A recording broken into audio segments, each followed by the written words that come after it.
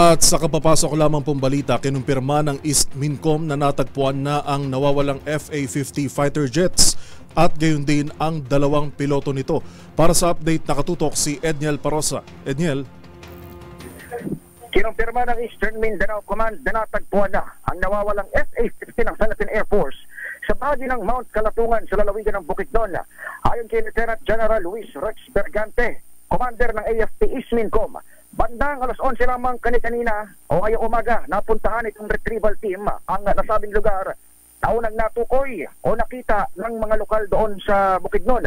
Pero ang malungkot na balita, kasama sa loob ng wasak na fighter jet ang dalawang sakay nitong piloto. Paglalarawan ni Bergante sa panayam ng Defense Press Corps, totally wrecked itong FA-50 na unang ipinadala sa probinsya bilang suporta sa operasyon ng 4th Infantry Division kontra sa mga teroristang komunistang grupo. Patuloy naman natin inaantabayanan ang opisyal na pahayag ng PAF o ng Hukbong Ipapawid hinggil sa sinapit ng nasabing FA-50 at dalawa nitong piloto.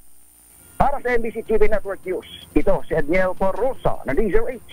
Una sa Pilipinas, una sa Pilipino. Maraming salamat, Edniel Parosa.